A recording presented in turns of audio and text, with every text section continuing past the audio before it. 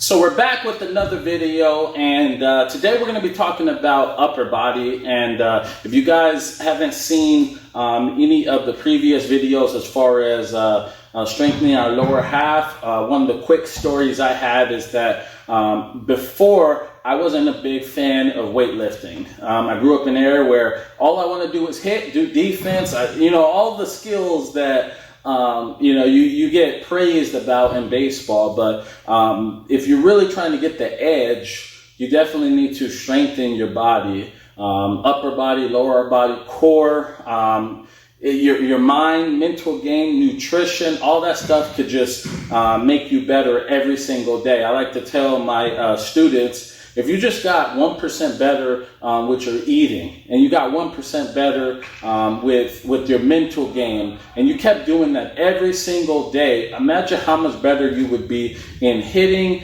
defense, pitching. You'd just be so much better. And if you add strength training, get 1% better every single day with strength training, imagine what type of baseball player you would be in a year from now. And that's what we're going to share with you today. We're going to give you some insights right now from one of the experts, Ryan Johnson. He's a person that I highly recommend, and I back him, and he's an expert, he knows what he's talking about when it comes to nutrition, strength training, speed, and he did play baseball, so he understands the game as well as far as playing the game at a high level. So he's going to talk us through our strength training for our upper body. So what do you have for us today? Yeah, absolutely, Jermaine. Thank you for the great intro. I'm super excited to go ahead and share with you some of my favorite upper body exercises for a baseball player. It's a pretty controversial topic, training the upper body. A lot of people worry about the scap health and their arm health as well. But today I'm here to show you some movements that are not only safe for that, but are also going to help you decrease risk of injury in our rotator cuff or our UCL. So I'm extremely fired to get us fired up today. What's the benefit of strengthening your rotator cuff and the scap? Do you throw harder? Is it Absolutely.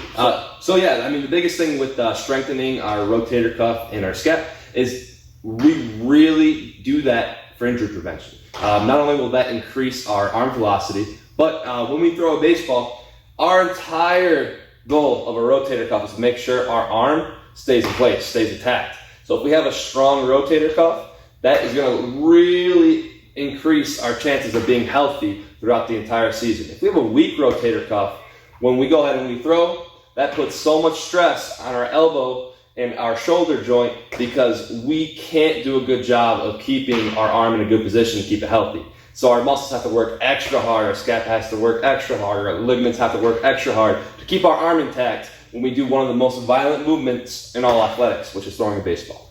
So just really strengthening up that scap, our rotator cuff muscle is going to be huge in keeping us safe throughout an entire season. Amazing. I'm excited for this. Awesome. Cool. Let's do it. So the first one we're going to start with, which is pretty controversial, but it's one I definitely want to touch on today. It's the bench press. So there's a couple different movements we can do with the bench press, a couple different ways we can do it. One with the barbell, but one I really like is going to be with the dumbbells here. And the reason I like this is because it really eliminates any strength deficiencies we might have in one arm or the other. A lot of times if you're a lefty, throw more so with your left hand. If you're a righty, obviously throw most of the time with your right hand. So doing exercises where we go ahead and we work with the one dumbbell or one arm is really going to benefit us to make sure we have no deficiencies and we're taking care of our arm. So the first movement we have, I'm going to grab two dumbbells here. I'm going to go ahead and situate this bench, that way you can see me do this movement. Alright, so when we start,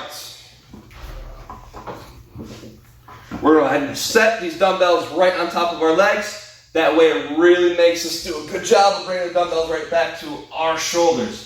Okay, so when we do this, we do not want to be out in a T. If we're out in a T and we press up and press back down, that's going to put a lot of stress on our shoulder joint. We do not want that at all. So we're going to have our elbows kind of tucked in. So if you look at me from the back side right now, my arms and my back look like an arrow. So my elbows are tucked in. When I press up, I'm going to rotate out. When I go back down, I'm going to go ahead and rotate back in. The reason I'm doing this is to really take our scap through a full range of motion here, okay? With us being elevated on a bench, our scap would move more than it would on a floor press. if we have any type of shoulder injuries or shoulder concerns, what we can do instead of being on a bench, as I finish up this movement here, is we move to the floor. Can you turn it so we can see that angle that you're talking about? Yep. So one of the keys to the bench press, and one of the most concerns most coaches have, most players have for a bench press, is our scat movement, okay? So as you can see here, I want you to really pay attention to my left shoulder when we do this. So when I'm up, make sure we go all the way up to really get our scat in a good position. When I go down, you can see kind of how far my elbow and my shoulder move down. Pop right back up. That can put some stress on the shoulder, but it's really doing a good job of building our scat nice and strong so we can go through an entire range of motion when we throw. However, in the weight room, we never want to do anything that causes us pain or harm. So if you feel any of that during this movement or any discomfort, what I want us to do is I want us to move to the floor. Now this is another favorite exercise of mine for a baseball player, a floor press. It's very common, especially for pitchers in season, position players in season, any baseball player in season. This is a great movement because there's a lot of stress on the shoulder joint when we're throwing a baseball 5-6 days a week. So what's this going to look like? We're going to start on the floor. We're going to go ahead and bring the dumbbells up. Same exact concept with our elbows being tucked in instead of out to a T. We're still going to rotate up, rotate back down. Now you see how my shoulder joint didn't move at all because I'm stuck to the floor? This is just going to keep us in a little bit safer position. So when we're in season, or if we have had any past problems with our shoulder joint, keep us nice and safe. So this is what I would recommend if we're in season or if we have any previous injuries. This is doing a really good job of building up strength in our chest, strengthen our shoulder, and strengthen our tricep as well, which are all key to keeping our rotator cuff nice and safe. So those are two exercises that I absolutely love for a baseball player. Another exercise that I want to show you guys,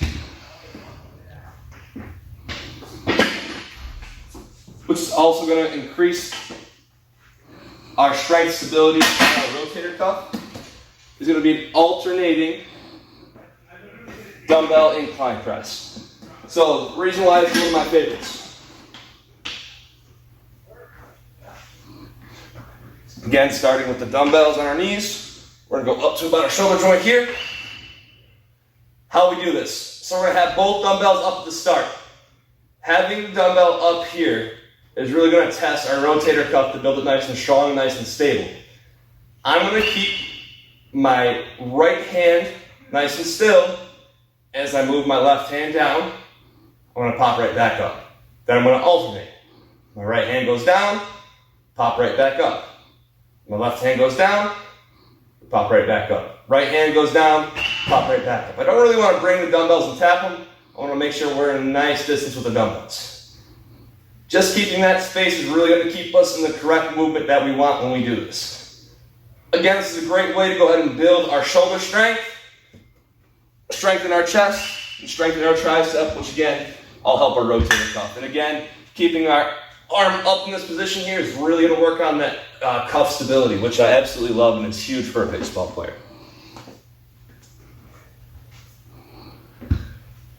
And softball player. And softball, absolutely.